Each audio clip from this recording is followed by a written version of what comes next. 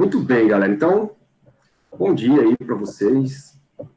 Ontem a gente começou a nossa função de onda, a famosa função de onda, que traz tanta imaginação aí no público em geral, né, cara? Vocês viram ontem, galera, que a função de onda, ela na verdade veio numa tentativa do pessoal da época, né? O Schrödinger, o próprio De Broglie, aí depois o Dirac e tal. Uma tentativa de tentar fazer uma teoria mecânica, né, cara? O que é uma mecânica, galera?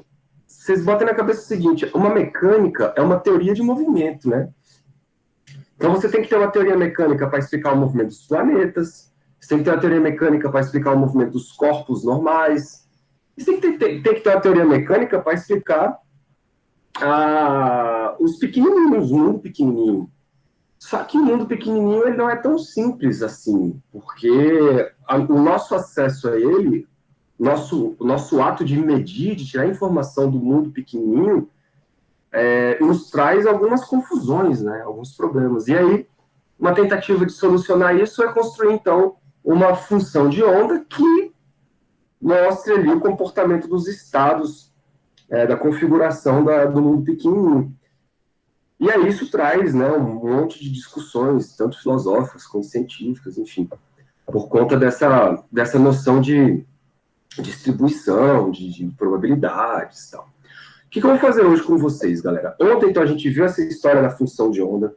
Vocês viram que a solução é uma onda, né? O que vai mudar ali vai ser o valor do K. Então, você pode ter um K que seja contínuo, né, que a gente viu que tem a ver com a energia e a energia potencial e tal. Você pode ter um K discreto, que a gente vai ver nas próximas aulas, tá? Mas o lance é o seguinte: quando você pensa numa função de onda, deixa eu até apresentar aqui.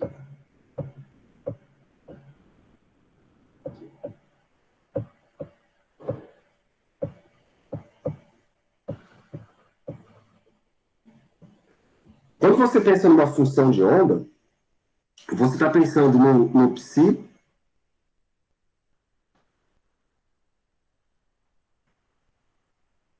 não é isso? E esse psi, ele carrega a distribuição da onda no espaço, da partícula no espaço. Você pode interpretar esse psi, galera, como sendo a própria partícula. Por quê? Porque esse cara carrega todas as informações da partícula. Então, é o nosso símbolo matemático que pode ser representado, por exemplo, o elétron. O que é o elétron? Pô, o elétron é esse psi aí, né? E aí, o que a gente tem de interpretação física é você pegar esse psi e fazer o módulo dele quadrado. Esse módulo dele ao quadrado vezes 1 dx, vocês viram que isso aí te dá uma densidade de probabilidade. Então, ele te dá uma probabilidade de encontrar, por exemplo, o elétron em algum lugar ali de um intervalo entre x e x mais 2x. Se você integra isso entre dois pontos, entre os pontos A e B, por exemplo, isso o que é? É a probabilidade de encontrar a partícula entre os pontos A e B. E tudo isso depende de quem? De como essa distribuição da partícula ela se manifesta dentro desse intervalo aí. Então, percebam, onde a partícula estava antes de você fazer a medida, a gente não sabe. Aí você fala, pô, então quer dizer que a nossa teoria ela é incompleta? Ou será que é porque antes da gente fazer a medida ela pode estar em qualquer lugar? Aí vem toda uma discussão de interpretação. O fato é que, se você pudesse fazer uma varredura, galera, em todo o eixo X, imagina, eu vou fazer uma integral entre menos infinito e mais infinito. O que é isso? Eu estou procurando detectar minha partícula em todo o eixo X. Vocês concordam comigo que essa partícula tem que estar em algum lugar nesse eixo X? Se eu fizer uma varredura de menos infinito a mais infinito, qual seria, então, a probabilidade de eu encontrar essa partícula? Eu tenho que encontrar ela. Então, a probabilidade é de 100%. A probabilidade é 1. Então, se eu fizer uma... E faz sentido, né, galera? Se você fizer uma varredura total de onde encontrar essa partícula, isso tem que dar 100%. Eu tenho 100% de chance de encontrar a partícula em algum lugar. Ela tem que estar em algum lugar, porque ela existe. Né? Então, isso que você está vendo aí é o que a gente chama de normalização da função de onda. Beleza? Por quê? Porque se você faz uma integral, você vai ver que tem algumas integrais que vão acontecer isso. E essa integral aqui, galera, ela explode, ou seja, ela dá um número infinito. Isso quer dizer que você não tem uma função de onda que tenha comportamento assintótico nos infinitos. A gente procura sempre na física funções de ondas que são bem comportadas. Por quê? Porque a natureza é assim. A natureza ela não explode no infinito. A natureza ela vai sempre tendendo a zero quando você vai se afastando muito das coisas. Então, o elétron, a gente procura o elétron como sendo um pacote de onda, e aí nas bordas esse pacote vai sumindo, não é isso? A gente pensa em funções de onda assim. Então, quando você pega uma densidade de probabilidade, e essa probabilidade ela explode, ou seja, ela dá infinito, cara, ela não tem significado físico para a gente. Então, a gente não considera funções de onda desse tipo. Então, o que a gente faz? A gente pega uma função de onda e dá uma forçada nela, para quê? Para que nós tenhamos uma probabilidade de encontrar a partícula ou de fazer qualquer outra medida em todo o espaço possível, isso seja igual a 1. Então, você força a sua função de onda a ser uma função de onda que a gente chama de normalizada. Beleza? Quando ela tem essa propriedade, a gente normaliza ela. E o que isso tem como resultado matemático? Vocês lembram que a função de onda ela é alguma coisa do tipo assim, né? Tipo, uma constante A, sei lá, vezes um E elevado a IKX, né? Por exemplo.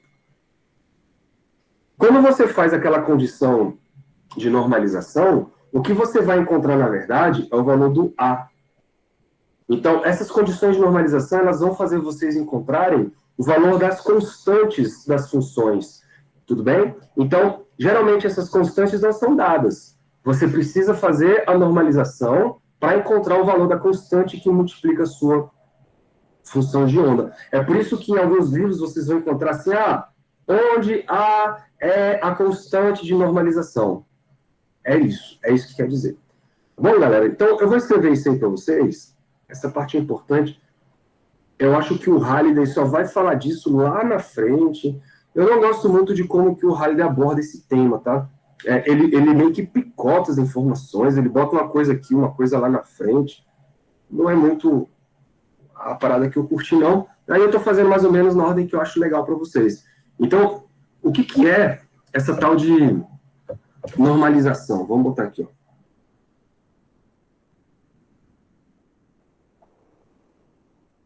Normalização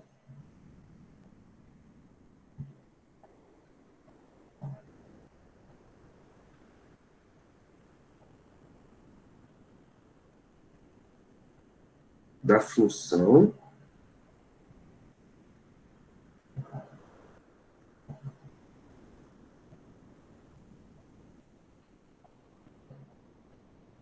de onda.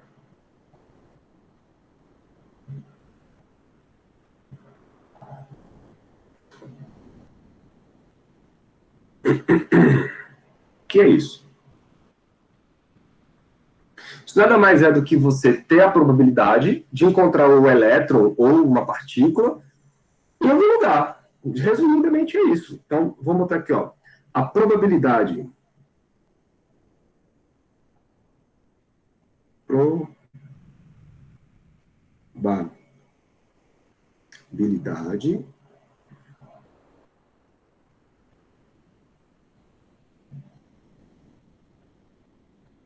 de encontrar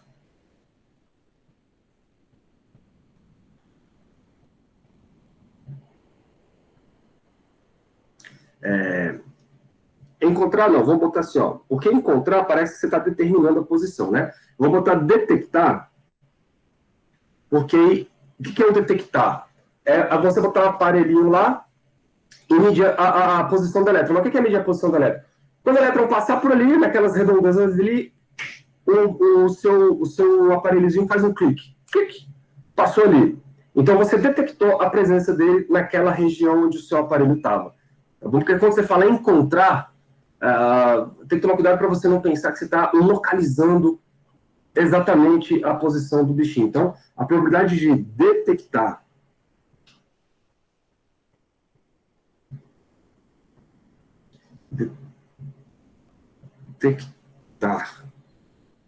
a partícula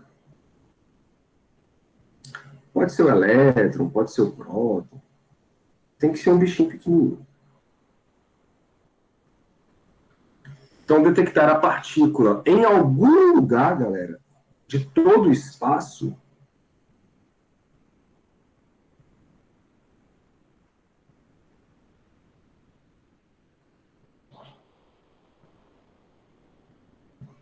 em algum lugar de todo o espaço possível,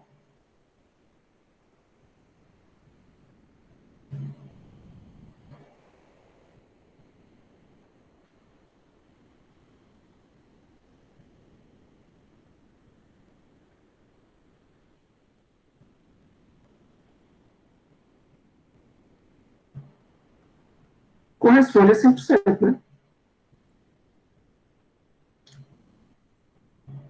Ou seja, você tem 100% de chance de encontrar o elétron em algum lugar do espaço completo. Então, a integral de menos infinito até mais infinito do módulo do psi de x ao quadrado tem que ser igual a 1. Satisfeitos com essa definição? Isso faz sentido, né? É uma forma da gente normalizar a função de onda. Muito bem, então vamos passar, galera, para as aplicações, né, dessas teorias que a gente fez, porque sem aplicação a gente não tem nada. A gente precisa da teoria, mas precisa que ela responda as coisas. Então, eu acho que hoje só vai dar tempo de a gente fazer 2 aplicações.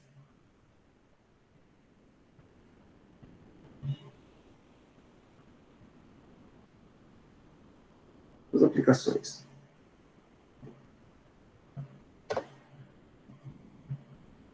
Primeirinha.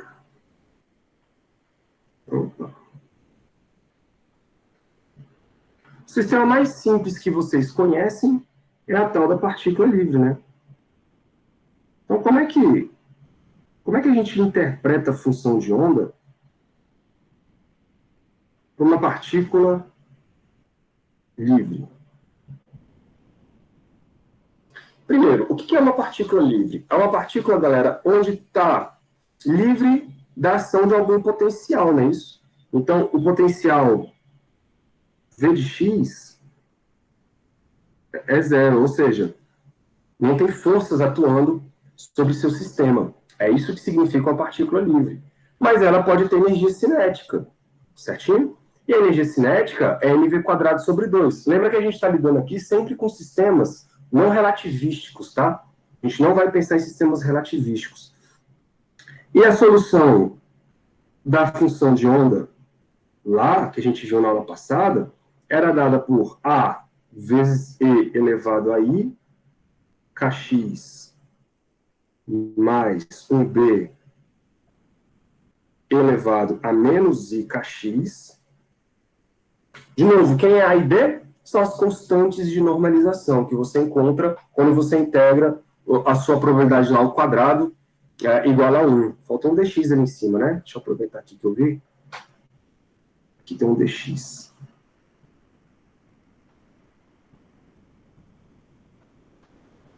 Beleza. E quem é o K? Quem é esse K?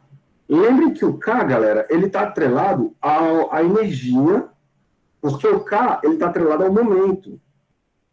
E a gente viu na aula passada que isso correspondia a uma raiz quadrada de 2m, né, quando você isolava o P lá, e aí tinha uma energia aqui, ó, tinha menos um potencial. Como o potencial é zero, a gente tira esse cara, e aí tinha lá embaixo um H cortado.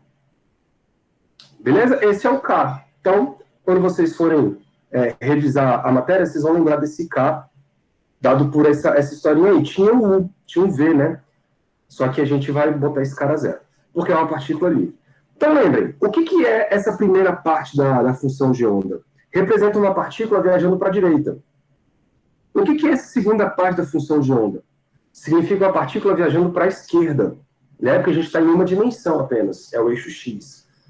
Eu quero uma partícula. Cara, essa partícula ou está indo para um lado ou está indo para o outro. Eu vou escolher que ela está indo apenas para onde?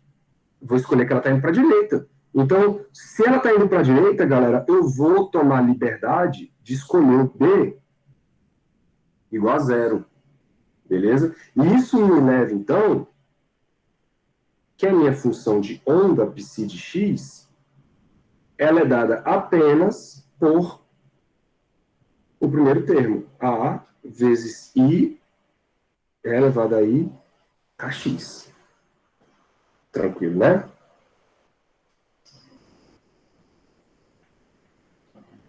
Eu poderia ter escolhido ela indo para o outro lado, não tem problema. Mas isso aqui é só uma escolha. Então tá. O que significa isso? Se você olhar para o K e isolar a energia do seu elétron, no caso da sua partícula livre, isola o Ezinho daqui, ó. O H cortado passa multiplicando, aí depois você eleva ao quadrado para assumir que essa raiz, no fim das contas você vai ter que a energia vai ser igual a quem?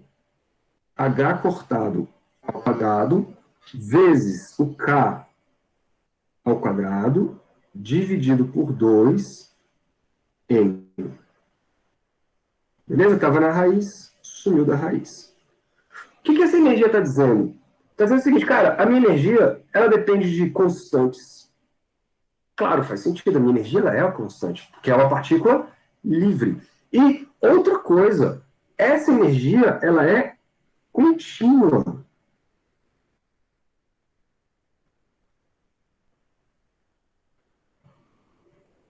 Por que ela é contínua? Porque, teoricamente, o K pode ser qualquer valor, o H cortado é o fixo, e o M é o valor da partícula. Então, não tem nada de quantizado aí, não tem nada de discreto aí.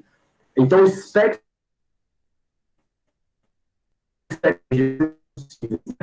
da minha partícula livre é o espectro contínuo. Ela pode assumir qualquer energia. Beleza. Aí você fala, professor, então está muito próximo do que é o mundo clássico aí, não tá? Não, até aqui sim, porque uma partícula livre no mundo clássico também pode ter qualquer energia. Só que a energia não é calculada assim, né? A energia é a energia cinética, é mv quadrado sobre 2. A velocidade pode ser qualquer uma, a massa é a massa do bichinho, então a energia pode ser qualquer valor. Até aí, cara, nada de diferente com a física clássica. Nada de diferente com a física clássica. A diferença é que aqui a energia ela é calculada de uma outra maneira, né? Tem um K aí no meio, onde esse K ele é um número de onda, então aí está associado ao fator ondulatório aí no meio, coisa que não tem no mundo clássico, mas do ponto de vista de espectro de energia, no mundo clássico, no mundo quântico, na partícula livre, os dois espectros são contínuos. Beleza? Isso é importante. Agora, vamos descobrir a tal da densidade de probabilidade.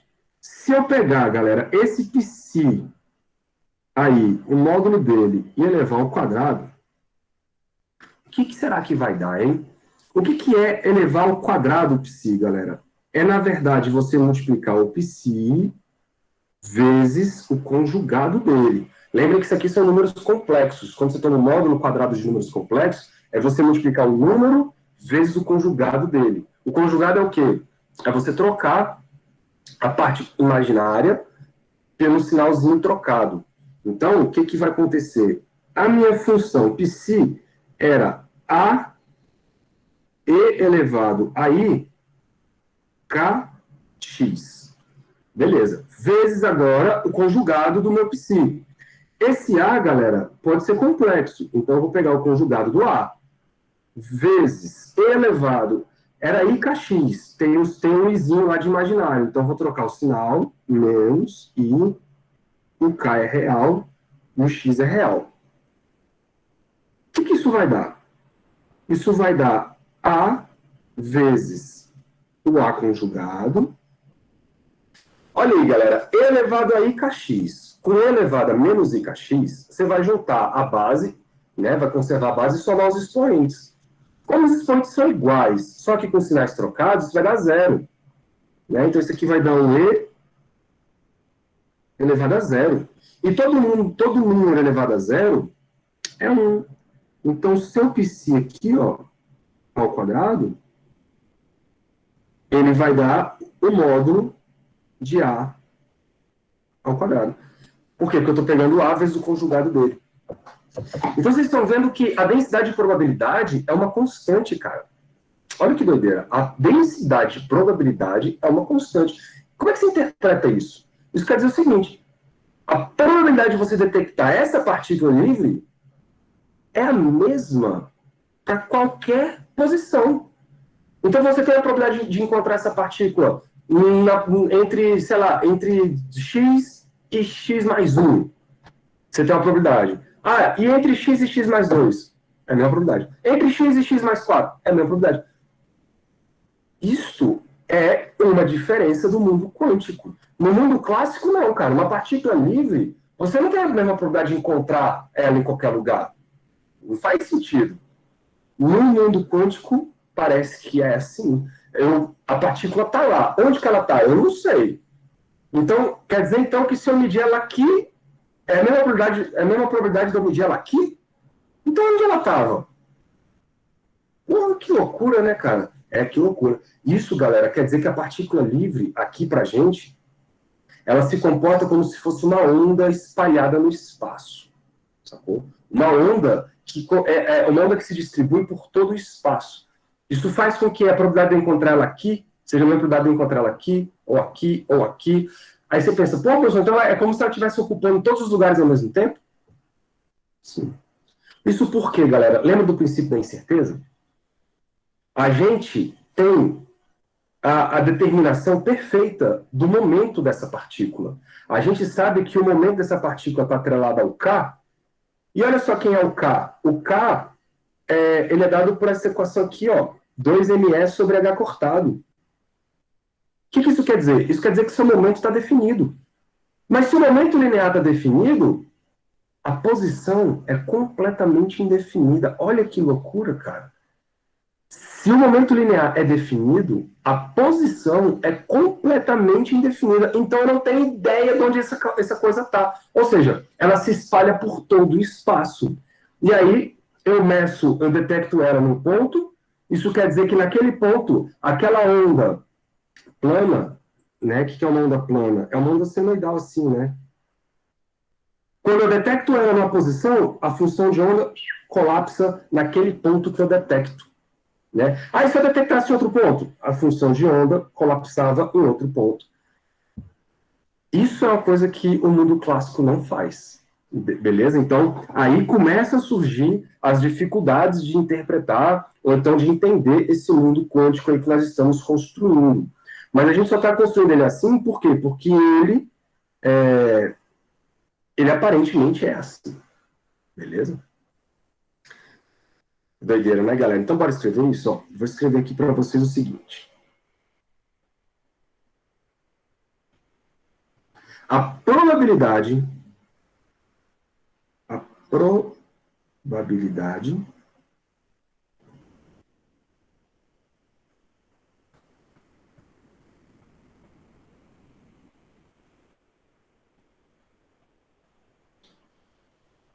de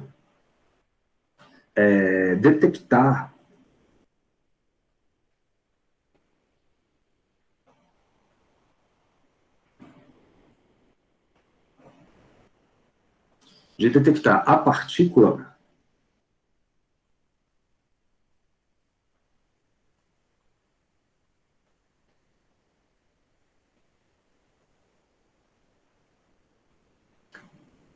só arrumar isso aqui.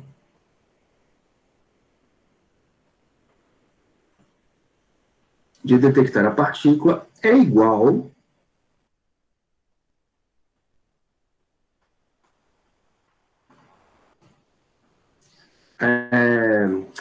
para qualquer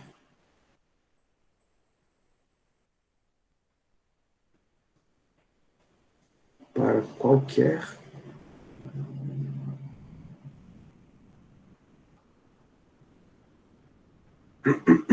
lugar, passa para cá,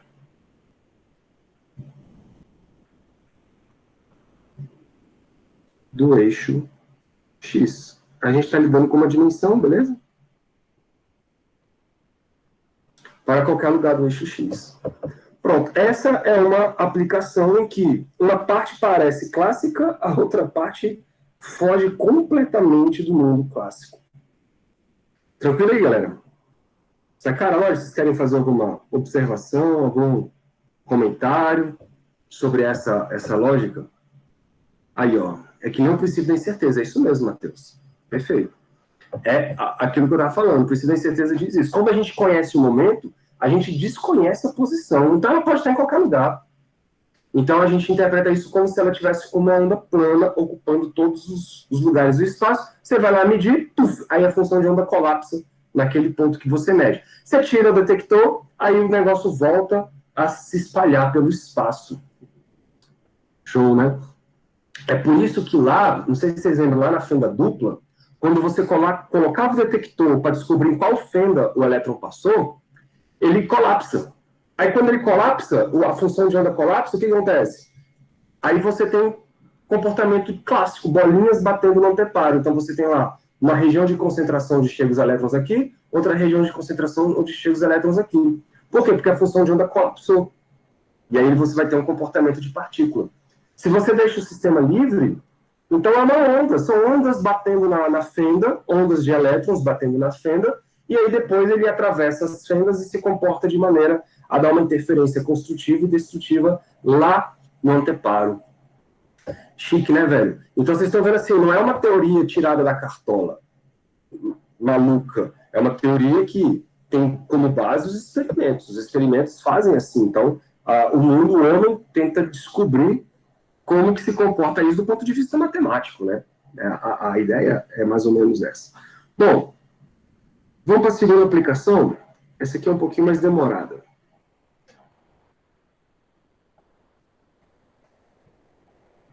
É o que a gente chama, galera, de potencial degrau.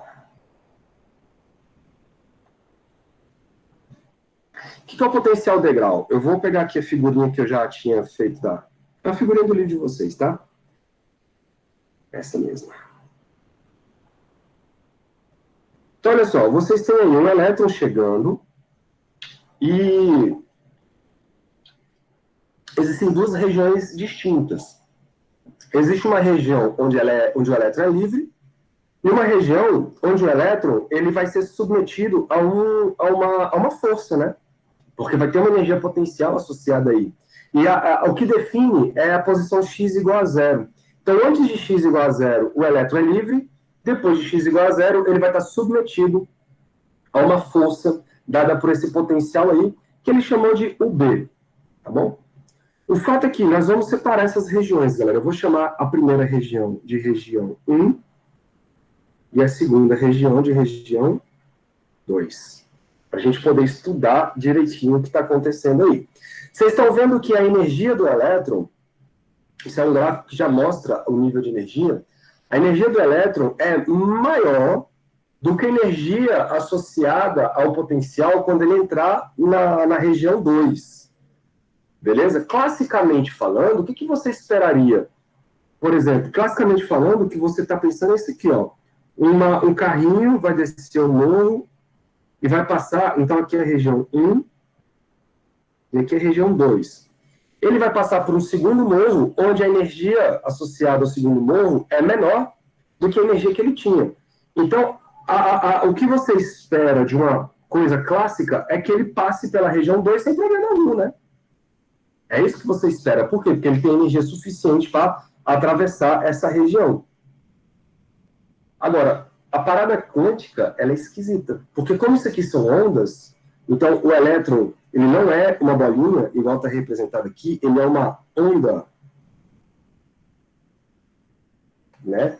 Isso quer dizer que esse cara tem uma probabilidade de ser refletido por essa barreira, né, potencial. Você não espera isso classicamente. Você espera que você joga uma chuva de elétrons em cima desse negócio, todos eles passam, porque todos eles têm energia suficiente para passar. Mas, quanticamente falando, uma parcela desses elétrons voltam. E isso, galera, é medido em laboratório, tá? Isso é medido. Você vê elétrons retornando, ou seja, sendo refletidos. O que nós vamos fazer aqui é isso. Nós vamos calcular qual é a probabilidade.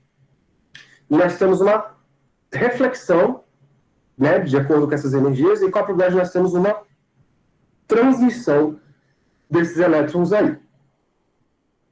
Então, vamos separar as regiões. Olha que doideira, cara. Plano de fundo, eu quero isto. Pronto. Bom, então vamos lá, vamos separar. Região 1.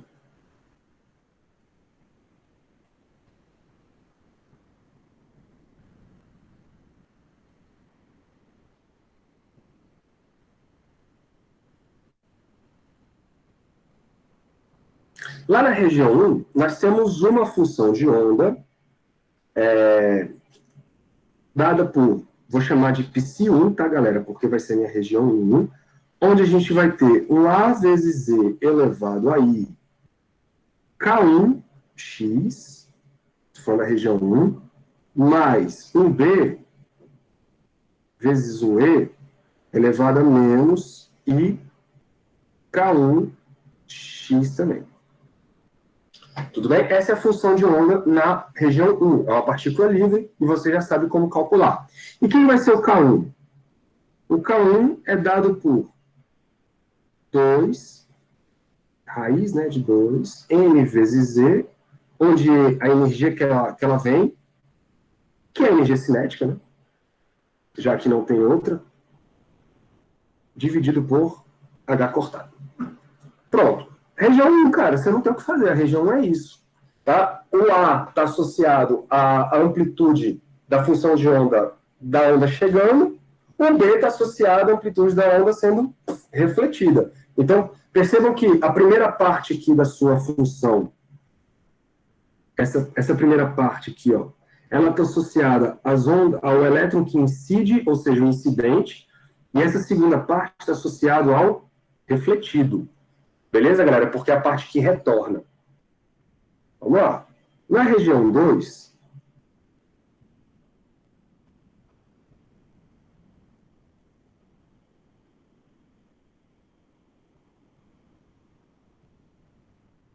qualquer dúvida, vocês me falam aí. Na região 2, o que você tem? Você tem agora uma função de onda nova. Vou trocar de cor aqui. Uma função de onda nova. Eu vou chamar de um Psi2. Onde esse Psi2 é tudo Psi de x, tá, galera? Estou só economizando aqui. Psi de x, esse Psi2 vai ser uma outra constante que eu vou chamar de C vezes um E elevado ao I K2 vezes x, mais, vou chamar de D vezes um I elevado a menos I K2 x. Qual é a diferença? A diferença é que o K2, ele vai levar em consideração a energia potencial. Então, o nosso K2 vai ser a raiz quadrada de 2M, aí aqui vai aparecer a energia potencial, né? Chamou de U, vou chamar de U também. Aí você vai ver que em alguns momentos vai chamar de U, alguns vai chamar de V, tem essa confusão aí de notação, mas é tudo energia potencial, tá, galera? Então, 1 dividido por... Opa.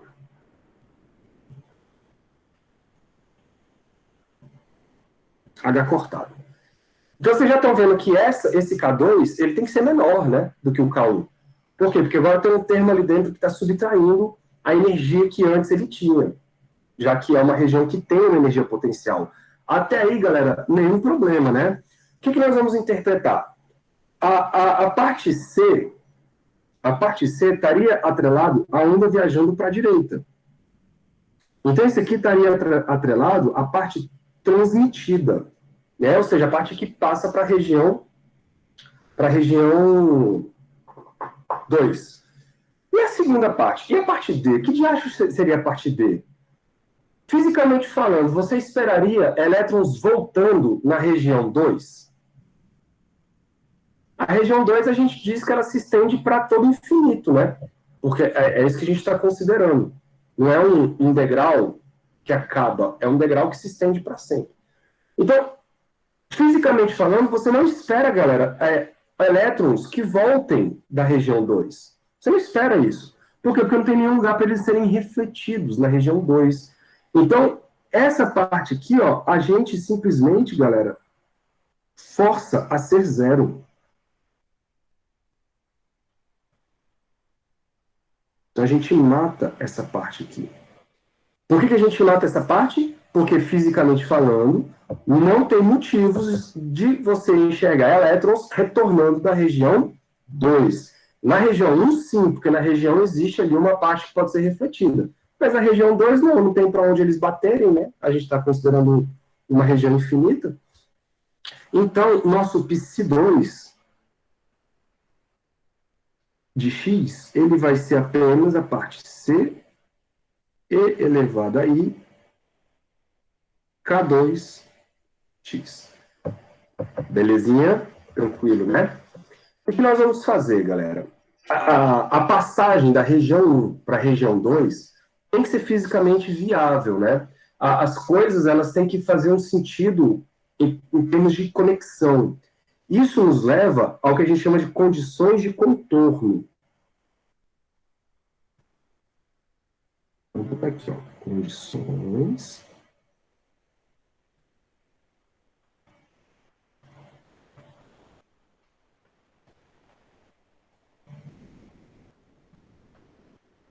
de contorno. Eu acredito que vocês devem ter estudado muito isso lá no cálculo, talvez cálculo 1, talvez em EDO, não sei. Mas sempre que você tem uma passagem de uma região para outra, essa passagem, ela tem que ser suave, cara. Ela tem que ser uma passagem onde não tem porquê a função de onda ela tem um salto ali descontínuo, né? Na passagem entre a região 1 e a região 2. Não tem porquê. Você precisa de uma passagem fisicamente possível. O que isso quer dizer, galera? Que a minha primeira condição de contorno, vou botar assim, ó, a minha primeira condição de contorno, ela tem que ser do tipo em que a função de onda na passagem, onde que acontece a passagem? No x igual a zero. Então, quando x é igual a zero, tem que conectar com a função de onda no x2, né? Com psi2 quando x é igual a zero. Então, tem que ter essa conexão entre a região 1 e a região 2. Isso a gente chama de condição de contorno. Se você olhar, galera, o psi1, quando você colocar o x igual a zero, vocês concordam comigo que vai matar a exponencial? Porque olha para o psi2. O psi2 está aqui, ó. Se você coloca zero nesse x aí, você vai matar a exponencial, vai ficar e elevado a zero. Vai sobrar apenas quem? Vai sobrar apenas as constantes. Então, se você substituir o x igual a zero lá no psi1, tu vai encontrar a mais b. Concordam ou discordam? Do lado direito, você vai substituir o x igual a zero no psi2. E aí vai ficar apenas o c. Pronto. Isso aqui é a nossa primeira condição de contorno. Isso linka a função de onda numa região com a função de onda na outra região. Por quê? Porque tem que ter uma passagem de uma para outra, né? Beleza. Qualquer dúvida aí, vocês me dão ver.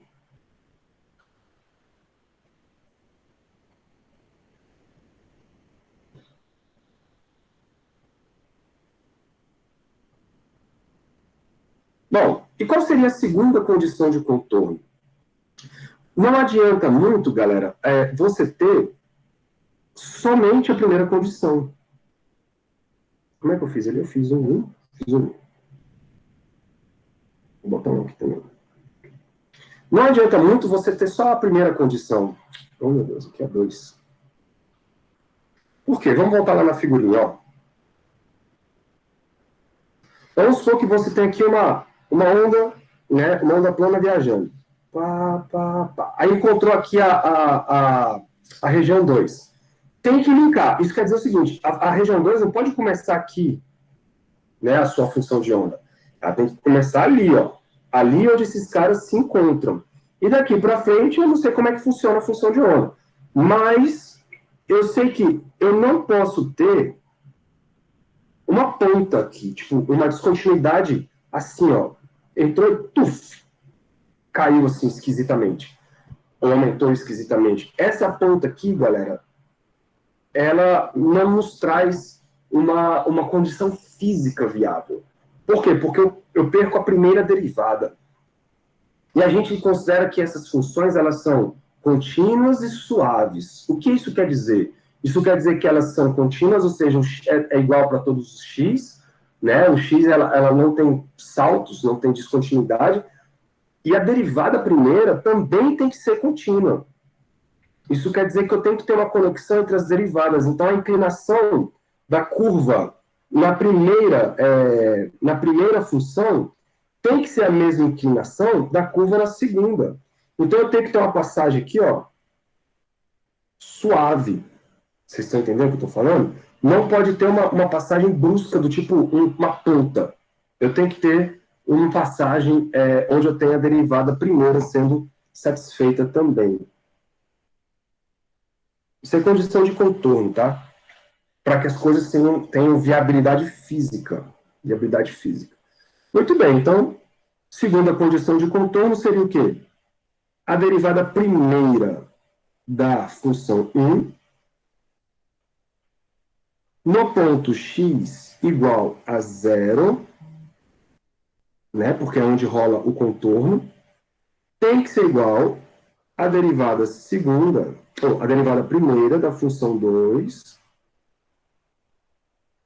tomada no ponto x igual a 0. Então, isso quer dizer o seguinte, você primeiro deriva, certo? E depois substitui o x.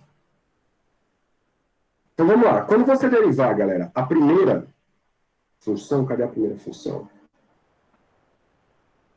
Estava lá mesmo, né? Tá ali, ó. Quando você derivar a primeira função, vai cair, olha para cá, ó. Quando você derivar essa primeira função, vai cair o IK1, e quando você derivar a segunda parte, vai cair o menos IK1.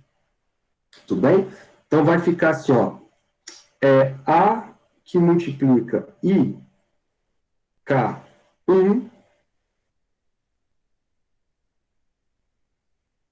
vezes E elevado a IK1 x. Quando cair no segundo, vai cair com o sinalzinho de menos, então menos. E vou botar a constante na frente. Olha, ele vacinar os cachorros. Obrigado. B I K2, não, IK1, vezes E elevado a menos I K1x. Beleza, tudo isso tem que ser igual ao lado de lá. O lado de lá vai cair o IK2, né? Então tem o C, IK2, vezes E elevado a IK2 vezes X. Só que tudo isso, galera, eu vou botar um parênteses aqui, ó. Tudo isso tem que ser tomado quando x é igual a 0. Se você substituir o x igual a 0 em todos os lugares, o que você vai encontrar? Você vai encontrar que A, I, K1 mais B, I, K1 tem que ser igual, mais ou menos, né? Tem que ser igual a C e K2. Beleza? Manda esses izinhos embora, ó. Morreu, morreu, morreu. Então, a conclusão. O A vezes o K1 menos o B vezes o K1 tem que ser igual ao CK2. É isso que vai acontecer. Você pode botar em evidência, né, o K, por exemplo. Você pode escrever assim, K1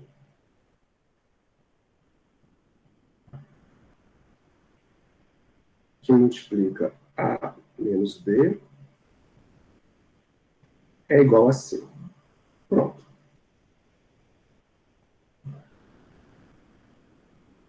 Beleza. Então, você tem duas condições de contorno, galera. A condição 1 diz que A mais B é igual a C. É que está faltando K2, né? E a outra condição diz que eu tenho uma relação entre os A's, os B's, o C e os K's. O que eu vou fazer? Eu vou juntar as duas coisas. Então, nessa última condição, eu vou substituir o valorzinho do C. Tá bom? Eu posso substituir o valorzinho do C. Então, se eu substituir o valorzinho do C, fica assim, ó. K1 que multiplica A menos B. A menos B. Tem que ser igual ao C que multiplica, desculpa, o K2, que multiplica o C. E o C está ali na primeira condição, ele é A mais B, né? Então fica A mais B. E aí, com isso, eu consigo escrever, por exemplo, o B em função do A. Eu consigo escrever o B em função do A. Por quê? Porque eu posso botar o B em evidência, olha só. Se você fizer distributivo aí, né? Você pode isolar o B.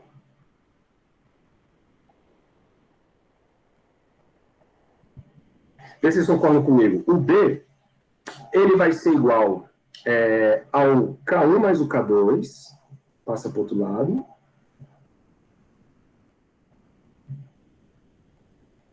Tem que ser igual ao K1 menos o K2 vezes o A. Estão de acordo? O K2 passa para a esquerda, né? E aí ele acaba subtraindo. Então, com isso, a gente descobre o B. O B, ó, ele vai ser igual... Oxente. O B vai ser igual a K1 menos K2 vezes A sobre K1 mais K2.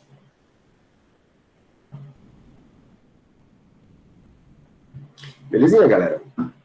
Você pode fazer a mesma coisa para o C, se você quiser, tá bom? Não tem problema. O fato é que, com o valor do B, a gente pode calcular coisas interessantes. Se você quiser fazer o C, você pode. Não tem rolo nenhum. Mas ele não vai ser útil para a gente agora, calcular o C, porque eu posso fazer assim, ó. Eu vou separar aqui de duas coisas. Coeficiente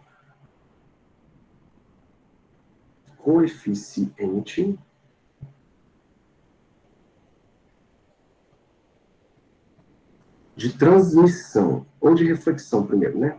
De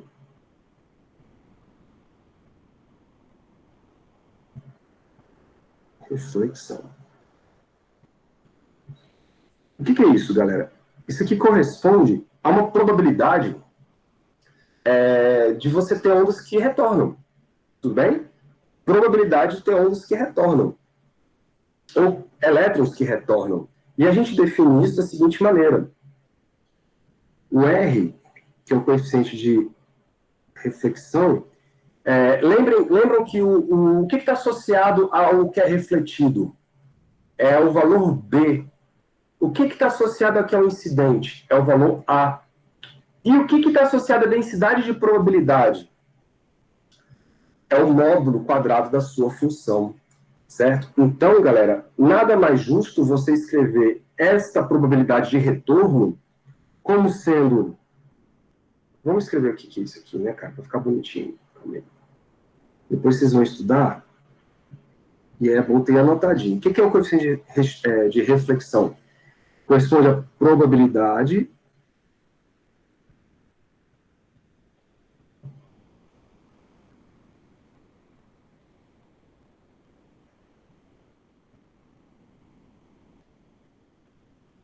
do elétron, ou da partícula, né? Ou das partículas, vou botar assim, vai que vem uma chuva.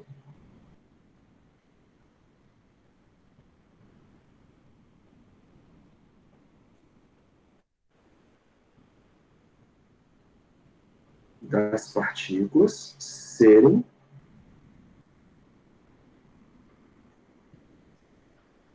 refletidas.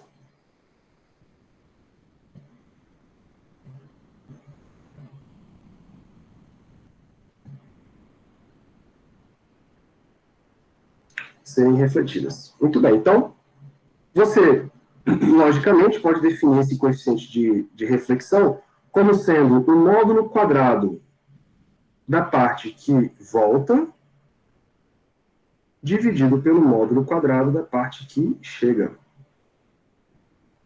Todo mundo de acordo? Faz sentido isso, né?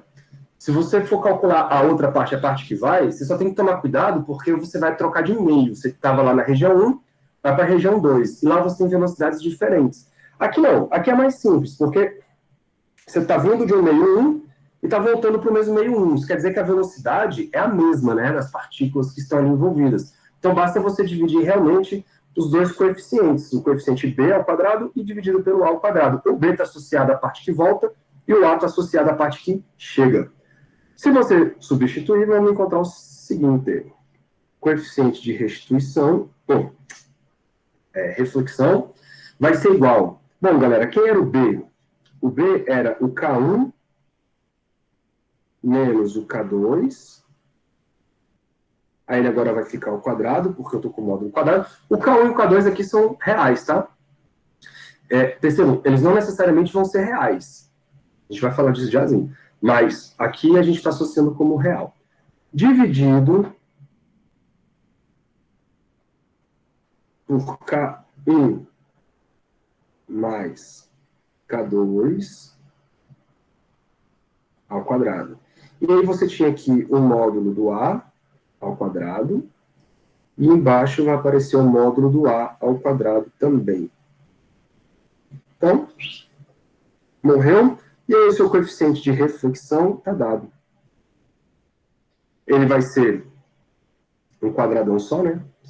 De K1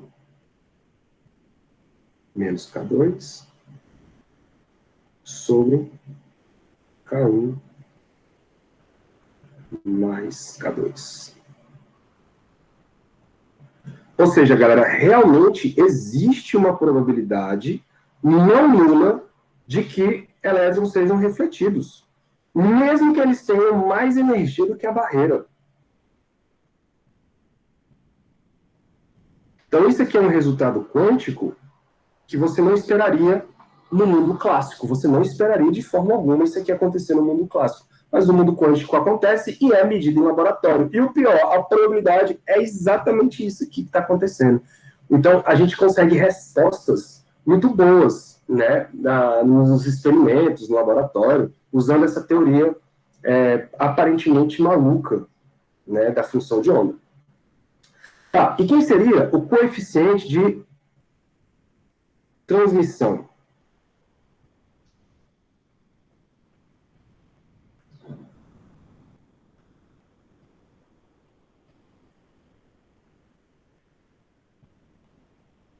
Transmissão.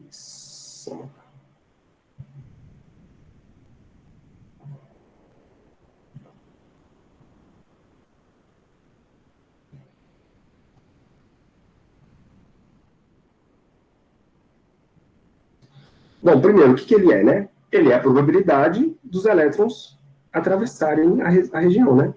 Então, eu vou botar aqui, ó. Ele é a probabilidade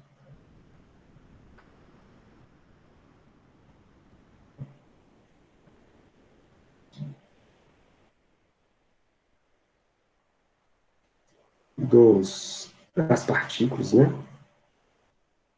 Das partículas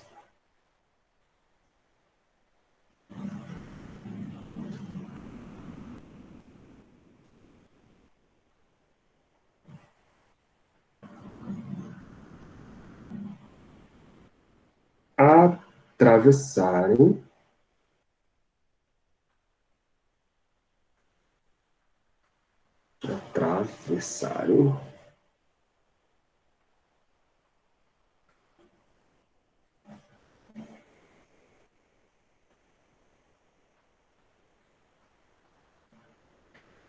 para a região dos.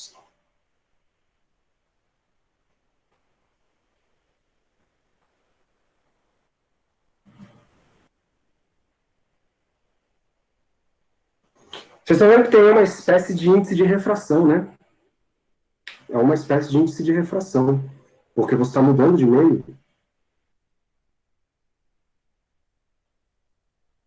Ah, professor, pode-se falar de índice de refração quântico? Pode. Muito bem. Então, quem seria esse cara, galera? Pensa comigo agora. Existe uma forma de calcular ele da mesma forma que a gente definiu o R ali, tá? Só que aqui eu vou fazer de uma outra forma, porque eu não quero que vocês decorem a equação da transmissão. Você pode pensar na transmissão através da reflexão. Por quê? Você tem uma onda que chega. Eu estou falando isso por quê? Porque não é simplesmente isso aqui, tá? Não basta você pegar o C ao quadrado, dividir pelo A ao quadrado. Não basta. Não basta por quê? Porque são velocidades diferentes nos dois meios. Então existe um fluxo ali de probabilidades diferentes. Para a gente não ter que entrar nessa discussão, mas só por curiosidade, você tem que dividir aqui a velocidade também dos dois meios. Tá? Como lá na reflexão era a mesma velocidade, então isso aí acaba cortando e aí não faz diferença. Mas aqui vai fazer diferença. Mas para não entrar nessa discussão, você pode pensar o seguinte: os elétrons estão chegando. Beleza. Parte dos elétrons vão atravessar, parte dos elétrons vão retornar. Isso quer dizer o seguinte: eu tenho uma probabilidade de que os elétrons sejam transmitidos e uma probabilidade de que os elétrons sejam refletidos. Só. Eu não tenho outra probabilidade. Isso quer dizer que se eu somar a probabilidade de reflexão com a probabilidade de transmissão, isso tem que dar 100%. Faz sentido, não faz, galera? Alguém aí sente desconfortável com esse 100%? Acredito que não, né? Porque só tem essas duas situações. Ou você vai ou você volta. Então, quem seria o coeficiente de transmissão? Basta você fazer 1 menos o coeficiente de reflexão. Pronto, acabou. Vamos substituir o que nós encontramos. Vai ficar 1 menos... eu vou botar agora assim, ó, K1 ao quadrado. K1 menos K2, né? Ao quadrado. Tudo dividido por K1 mais K2 ao quadrado. Bom, aí tira LMC, parará. Você vai ficar aqui em cima com K1 mais K2 ao quadrado menos K1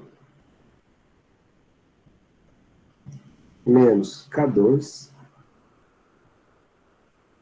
ao quadrado,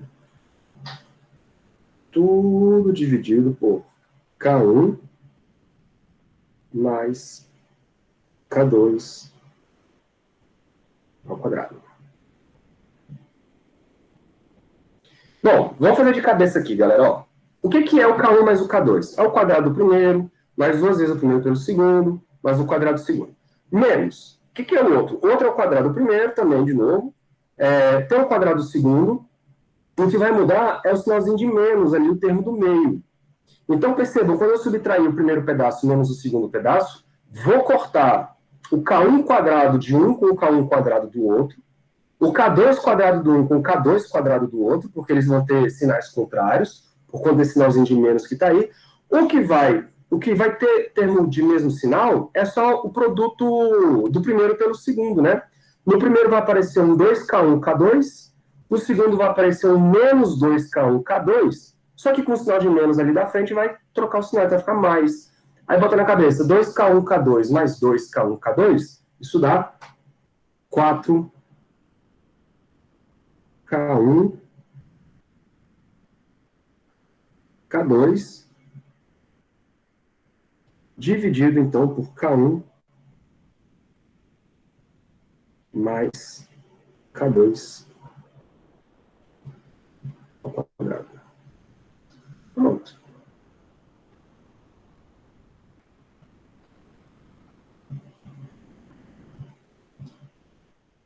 Beautiful.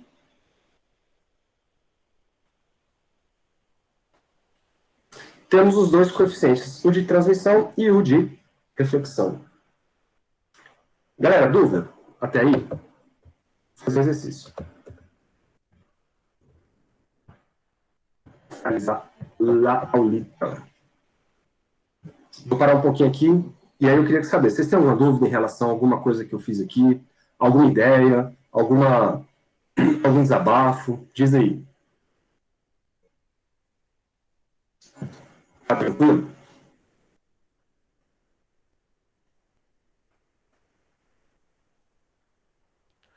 Só uma ideia, Harris. Pensando nisso daí para uma situação prática, eu poderia utilizar toda essa teoria aí para análise espectroscópica, poderia? Uhum.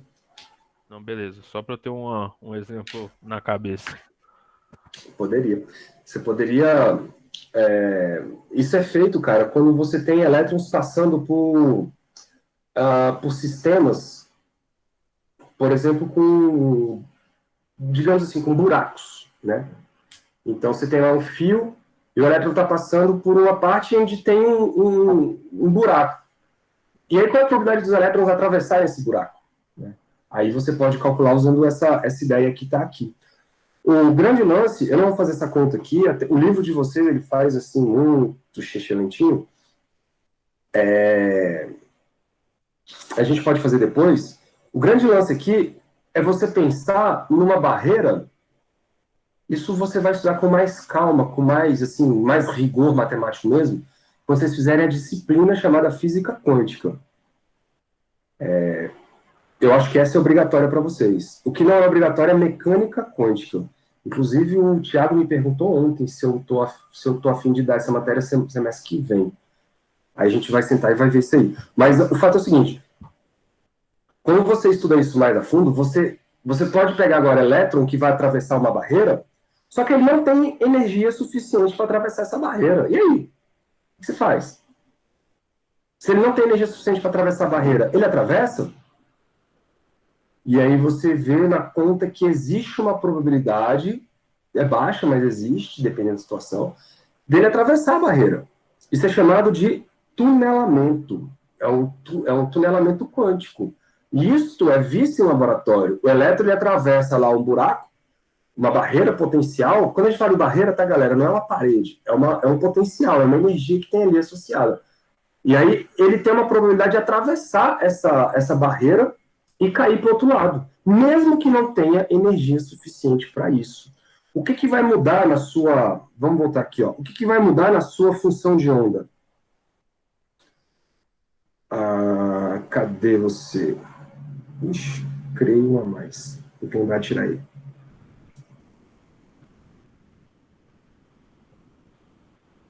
Aqui, ó. O que vai mudar? Se você tiver... Olha para esse K2 aqui. Se você tiver uma energia que é menor do que o potencial que está lá atrelado, essa subtração aí vai dar negativa, vocês concordam? O E menos o U, o E é pequeno comparado ao U. Então você vai subtrair dois números onde o maior número está associado ao negativo. Então o resultado dessa subtração é um número negativo, mas, porra, tá dentro da raiz, cara. Se está dentro da raiz com um número negativo, o que vai acontecer? Vai aparecer um I, um número complexo. Agora, coloque esse K agora sendo imaginário, que agora ele é imaginário. Coloque esse K sendo imaginário lá na sua solução. Aqui, por exemplo. Aí vai aparecer dois Is. Vai aparecer um I do lado de fora e um I do lado de dentro. Esse I com esse I, galera, eles vão se cancelar. E aí a sua função, ela não vai ser mais uma função ondulatória. a sua função, ela passa a ser uma coisa assim, ó, a função de onda vai ser um E elevado a K x. Ei, mulher. Vai ser associado a um KX. E esse K agora... Calma aí, galera.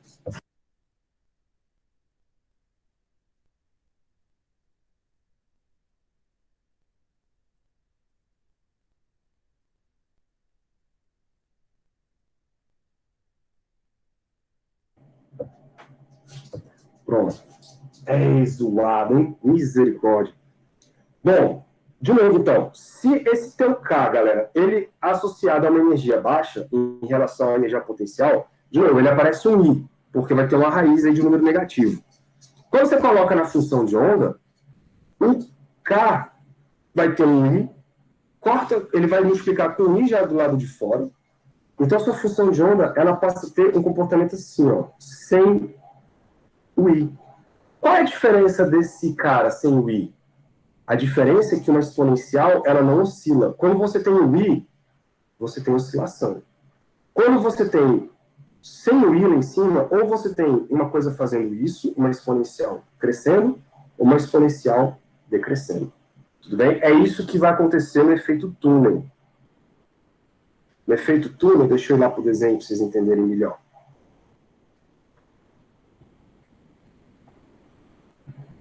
Você vai ter aqui, ó, uma onda oscilando. Pá, pá, pá. Na hora que chegar aqui, se você tem uma energia maior, aí você vai ter que continuar uma oscilação. Mas se não for uma oscilação, galera, você vai ter isso. Ou seja, existe uma probabilidade de ser encontrada a partícula depois da barreira? Existe. Isso é o que a gente chama de efeito túnel, tá bom? Vocês vão estudar isso com mais a fundo. Talvez a gente faça algum exercício com isso lá na frente. Vamos ver. Mas entenderam a lógica, né? Vamos fazer o exercício do livro de vocês? Vamos vir para cá. O que eu quero? Eu quero o Rayleigh. O Rayleigh está aqui.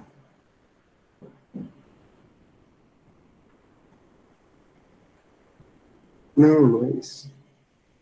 É isso.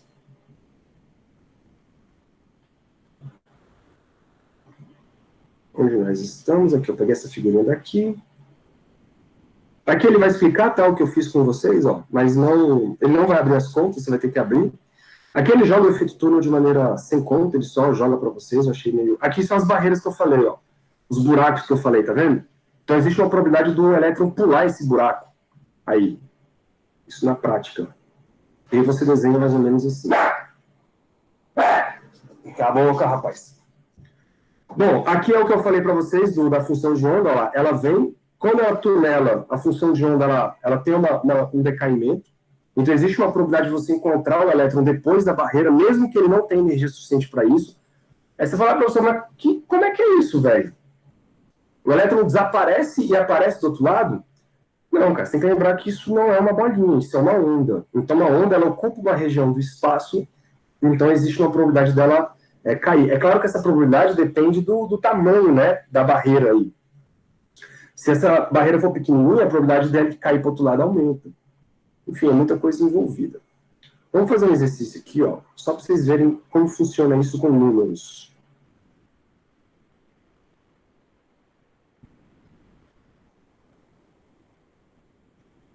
Ó, já podem tentar fazer, tá? Essas coisas aqui, dos 60 até o...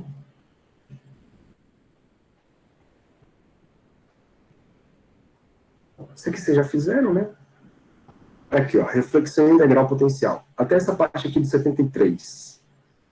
Bora fazer o 73? Tem três pontinhos aí, diz que é difícil, né? Vamos ver se é difícil mesmo? Então ele diz o seguinte, a corrente de um feixe de elétrons, todos com uma velocidade de 900 metros por segundo, é de 5 miliamperes. Isso é uma corrente elétrica. Se o feixe incide em um degrau de potencial com uma altura de 1,25 microvolts, qual é a corrente do outro lado do degrau? Beleza. Essa é a pergunta do cara. Galera, então se ele quer saber qual é a corrente do outro lado do degrau, percebam que essa corrente está associada à probabilidade dessa corrente ser transmitida para o outro lado do degrau. Vocês concordam comigo, né? Então, se eu tiver a probabilidade com que esses caras são transmitidos para o outro lado, eu consigo calcular qual é a corrente que foi para o outro lado, porque eu estou pegando vários elétrons chegando e eu vou pegar a probabilidade que esses elétrons têm de atravessar para a outra região. Então, vamos aqui, ó, fazer um desenhozinho. Esse aqui é o exercício 73.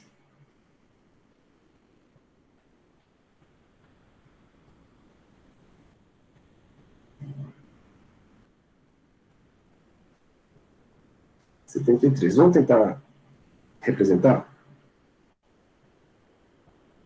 Oxi.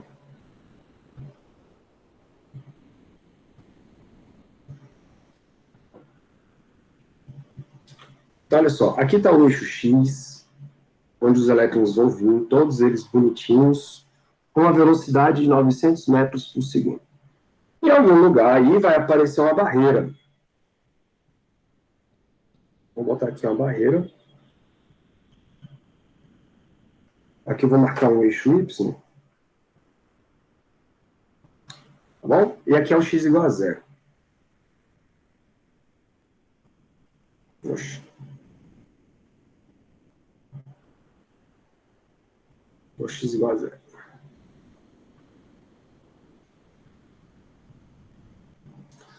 E aí vai rolar uma barreira potencial aí. Vamos colocar essa barreira potencial de outra cor. Vai ter uma barreira potencial aqui.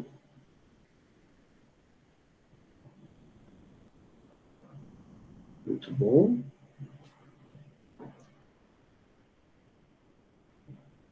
E aqui. Pronto.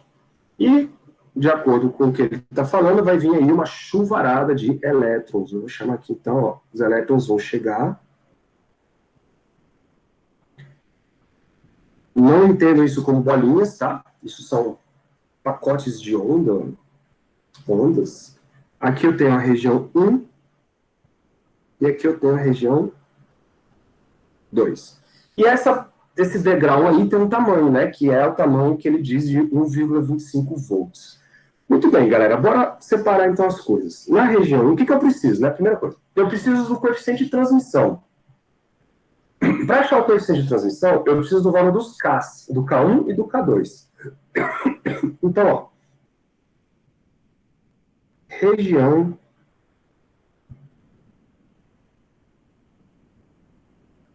1.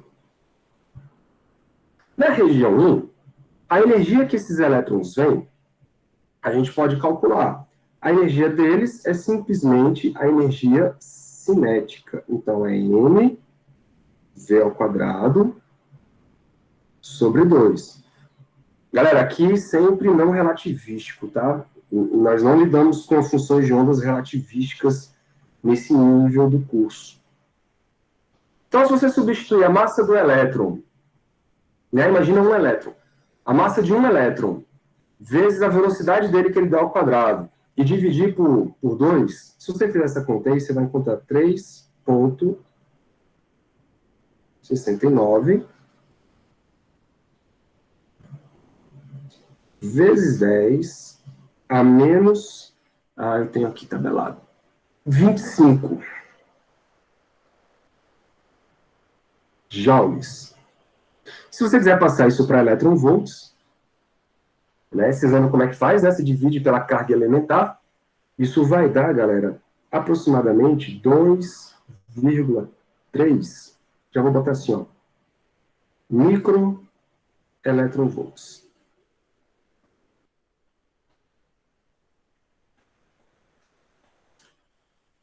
Beleza? Bom, e quem é o K? O K1, da parte que não tem potencial, é simplesmente a raiz quadrada de 2 vezes essa massa vezes o E, dividido por H cortado. Se você substituir todos os valores, você vai encontrar uma energia, ou um K, né? E aí, galera, cuidado com as unidades, tá? O que tu vai jogar aqui dentro é o valor do E em joules, que é o 3,69 vezes 10 a menos 25. E o H cortado, lembra que ele é o H dividido por 2π, tá bom? Então, não vamos perder tempo não. Quando você fizer essa troca, vai dar 7,8 vezes 10 elevado à sexta. Opa. Vezes 10 elevado à sexta. Qual é a unidade do K? Lembra que o K ele é 2π dividido por lambda. Então, você está pegando um número dividido por um comprimento. Então, isso aqui é metro a menos 1. Beleza? Em geral, o que é isso? Isso é a quantidade de ondas que tem dentro de um metro. Mais ou menos. Por isso que a gente chama isso de número de onda. Então, pronto. Esse é o K1. Vamos para a região 2.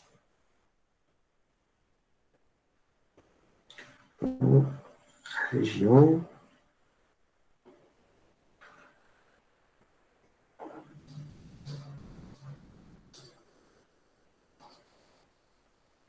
Na região 2, galera, o K2 agora tem que levar em consideração o potencial, né? O K2 ele vai ser dado por raiz de 2m que multiplica E menos o potencial sobre H cortado. Beleza? Então vamos fazer com calma o K2 aqui, porque senão vocês se confundem. Deixa eu botar a raizona aqui. Galera, vai ficar 2 vezes a massa do elétron, que é 9,11 vezes 10 a menos 31, certo? Que multiplica. Ele me deu o potencial lá em eletronvolts também, tá? Por isso que eu estou fazendo aqui com calma com vocês. Quem é a minha energia? A minha energia é 2,3, tá? É microeletronvolts. Menos o potencial ele me deu como sendo 1,25. Só que para passar isso para Joule, eu preciso multiplicar pela carga elementar, 1,6 vezes 10 a menos 19, e eu tenho que passar um micro para o sistema normal, né? Então, o micro corresponde a 10 a menos 6. Tá? Eu fiz assim para vocês poderem enxergar direitinho o que está acontecendo. Tudo dividido pelo H cortado. 1,05, mais ou menos, né? Vezes 10 a menos 34. É isso? É isso. Bom, fazendo a continha, vocês vão encontrar que o K2 vai dar 5,26. Está tão aproximando aqui algumas coisas. Vezes 10 a sexta. Metro a menos 1.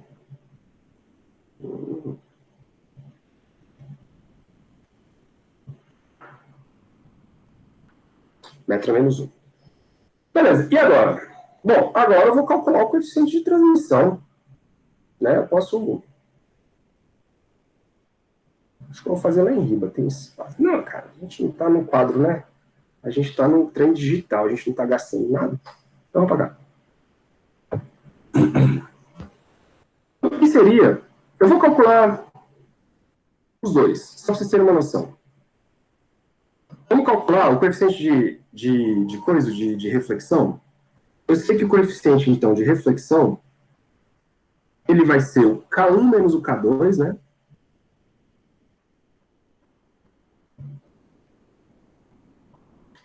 Ao quadrado, dividido por K1 mais um K2 também ao quadrado. Tá. Galera, vocês sabem que quando você está dividindo duas coisas, você não precisa colocar o 10 a menos 6, porque o 10 a menos 6 é em cima e 10 a mais 6 é em cima e é embaixo. Então, basta você pegar os números. É 7,8 para o K1 e 5,26 para o K2.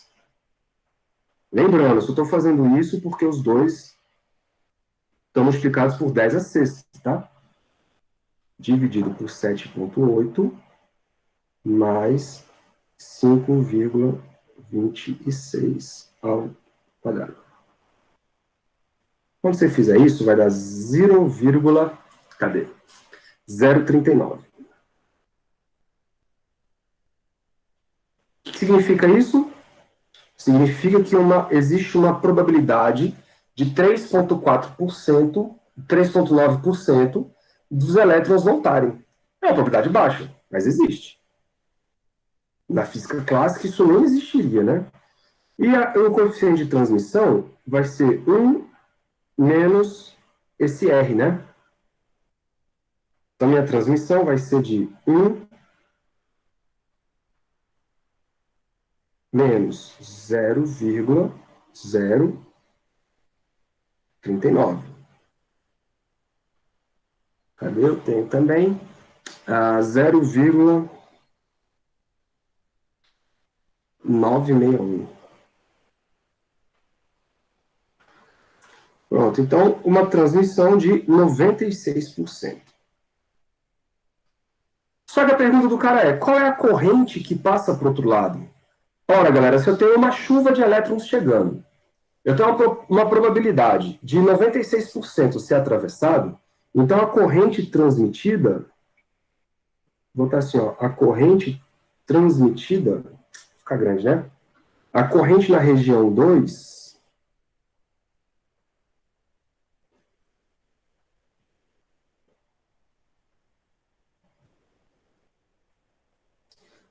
tem que ser a probabilidade de transmissão vezes a corrente que chegou, né? A corrente incidente.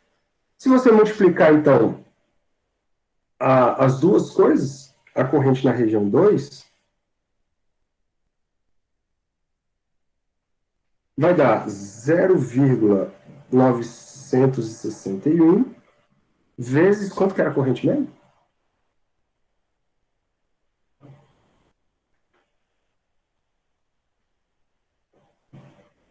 5 miliamperes aí. 5 miliamperes. Então, se tu multiplica isso vezes 5, você vai encontrar uma corrente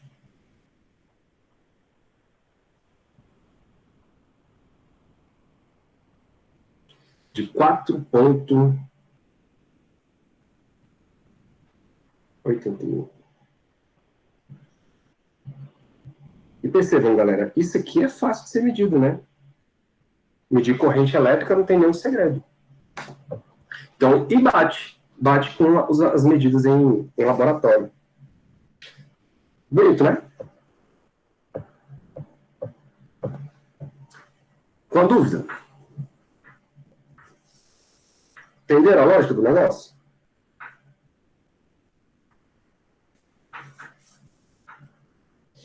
Tá de boa? Querem que eu volte a algum ponto? Tá tranquilo? Sossegado, né, galera? Essa parte nada é muito... o que dá trabalho é a interpretação mesmo, é você entender o que significa tudo isso. Mas quando você vai para as aplicações, as coisas vão fazendo sentido.